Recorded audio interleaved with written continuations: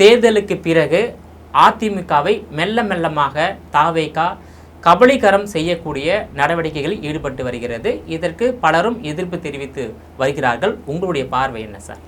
அதிமுகவை பொறுத்தவரை அது தனிநபர்களை மட்டுமே மையப்படுத்தியிருக்கக்கூடிய ஒரு இயக்கம். எம்ஜிஆர் இருக்கிற வரைக்கும் எம்ஜிஆர் மறைவுக்கு பிறகு ஜெயலலிதா, இவங்க ரெண்டு பேருமே பார்த்திங்கன்னா ஒரு லெஜண்ட். எம்ஜிஆர் மறைவுக்கு பிறகு ஜெயலலிதா அப்படிங்கிறவங்க மிகப்பெரிய ஆளுமையாக இருந்தாங்க. அவங்க தான் பார்த்திங்கன்னா அந்த அதிமுகவை இருக்கிற வரைக்கும் ரொம்ப கட்டுப்படுத்தி வச்சுருந்தாங்க. எம்ஜிஆர் ஜெயலலிதாவுக்கு பிறகு ஒரு ஆளுமையுள்ள ஒரு தலைவர் அதிமுகவில் இல்லைங்கிறது தான் ஒரு முக்கியமான பிரச்சனை. இதை நம்ம தொடர்ச்சியாக சொல்லிக்கிட்டே வரோம்.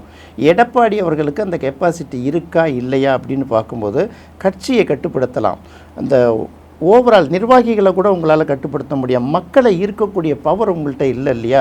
இப்படி இருக்கிற ஒரு சூழ்நிலையில் இன்றைக்கி நிர்வாகிகளை கூட கட்டுப்படுத்த முடியாத ஒரு சூழலுக்கு வந்திருக்குது. ஜெயலலிதா உயிரோடு இருக்கிறப்ப சொன்ன கடைசி வார்த்தை என்ன தெரியுமா?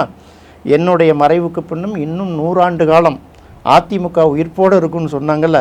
10 வருஷம் கூட இவங்கெல்லாம் அந்த உயிர்ப்போடு வச்சுருப்பாங்களா என்ன அப்படிங்கிற ஒரு சந்தேகம் வந்துருச்சு. இப்போ என்னென்னா அதிமுக தலைமை மேலே எல்லாருக்குமே ஒரு தொடர்ச்சியாக தோல்வியை சந்தித்ததுனால ஒரு நம்பிக்கை குறைந்திருக்கு. அடுத்தது எம்ஜிஆர் ஜெயலலிதா இருந்த இடத்துல வச்சு எடப்பாடியை வச்சு பார்க்குறதுக்கு யாருக்கும் மனசு ஏற்றுக்கலை. இப்படி தொடர்ச்சி தோல்விகளுக்கு பிறகு அவங்களுக்கு யார் பூஸ்ட் கொடுக்குறாங்க? இந்த பக்கம் தாவேகாவில் விஜய் வந்துட்டார், அந்த பக்கம் அந்த கட்டுமானம் சரியாக இருக்குது, நெட்வொர்க்கு சரியாக இருக்கக்கூடிய டிஎம்கே ஓரளவு இங்கே இருக்குது.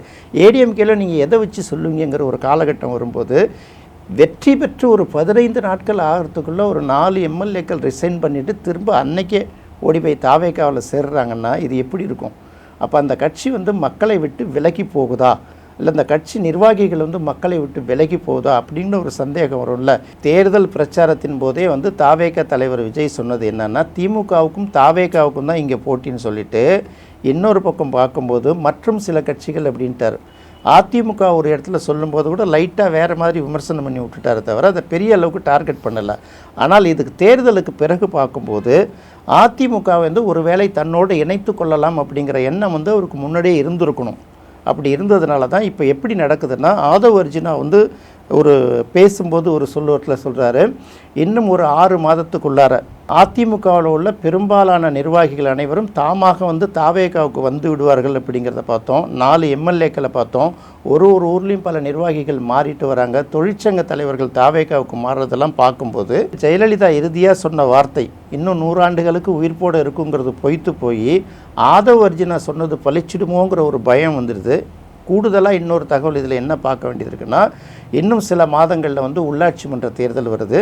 அதிமுகவில் பல இடங்களில் போட்டிட்டு தோற்று போனவங்க, எதிர்காலம் நமக்கு இன்னும் சிறப்பாக இருக்கணும்னு நினைக்கிறவங்க எல்லாருமே என்ன பண்ணுவாங்கன்னா, குளம் வற்றி போச்சுன்னா பறவைகள் அங்கே போகாதில்ல, அதுபோல் அதிமுகங்கிறது கிட்டத்தட்ட இனிமேல் நமக்கு எதிர்காலம் இல்லைங்கிற ஒரு நிலையை உருவாக்குற மாதிரி அங்கேருந்து எல்லாம் தாவேகாவுக்கு வராங்க. எம்எல்ஏ இந்த மாதிரி தேர்தல்களில் விட்டதை உள்ளாட்சி மன்ற தேர்தல்களில் ஒன்றியம், வார்டு, எவ்வளோ விஷயங்கள் இருக்குல்ல, மேயர், நகராட்சி தலைவர், ஊராட்சி மன்ற தலைவர், ஒன்றிய பெருந்தலைவர், மாவட்ட குழு தலைவர், இந்த மாதிரி பல தலைவர்களை பிடிக்கலாங்கிறதுனாலவும் அவங்க இப்போவே சீட்டு போட்டு வைக்கணும்னு வராங்க.